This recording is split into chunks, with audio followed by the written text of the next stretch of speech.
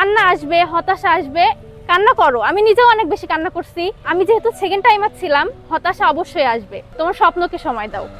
আর আমি যেটা করতাম, আমি কখনো ক্লাস জমাইনি। সানজিদা, কেমন আছো তুমি? এই তো আলহামদুলিল্লাহ, তুমি কেমন আছো? আমি আলহামদুলিল্লাহ ভালো আছি। সো আমরা দুজন যেহেতু ব্যাচমেট, তো তোমার ইউনিভার্সিটি লাইফ কেমন যাচ্ছে? এই তো আলহামদুলিল্লাহ, খুবই ভালো যাচ্ছে। সানজিদা, তুমি তাহলে তোমার পরিচয়টা একটু দিবা।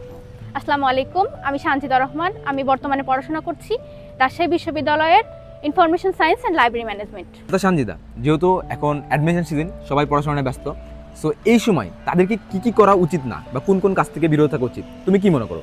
আচ্ছা, প্রথমেই যেটা আমার মনে হয়, আমাদের অবশ্যই সোশ্যাল মিডিয়া থেকে দূরে থাকা উচিত। কারণ রিলসের যে ভিডিওগুলো আমাদের সামনে যখন আসে, আমরা দেখতেই থাকি। তো এমন হয় যে 5 মিনিটের জন্য আমরা যদি অনলাইনে যাই, সেখানে হয়তো আমরা 1 ঘন্টা সময় পার করে আসি।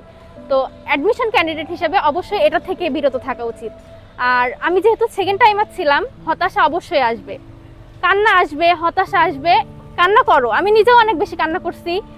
কিন্তু দিন শেষে তুমি ফিরে এসো তোমার পড়ার টেবিলে, তোমার স্বপ্নকে সময় দাও।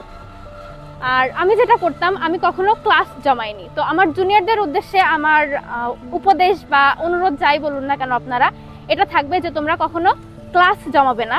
ভাইয়ারা প্রতিদিন যে টপিকগুলো পড়াবে, সেই টপিকগুলো নিজেরা শেষ করো। এবং আমি করতাম কি, ভাইয়ারা যে টপিকগুলো পড়াতো সেটারই কোশ্চেন ব্যাংক থেকে সেই কোশ্চেনগুলা এবং আমার কাছে যে বইগুলো ছিল, আমি সেইগুলো থেকে শেষ করে তারপরে ঘুমাইতে গেছি।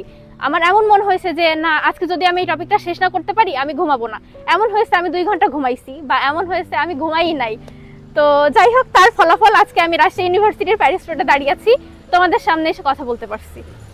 ধন্যবাদ তোমাকে সানজিদা।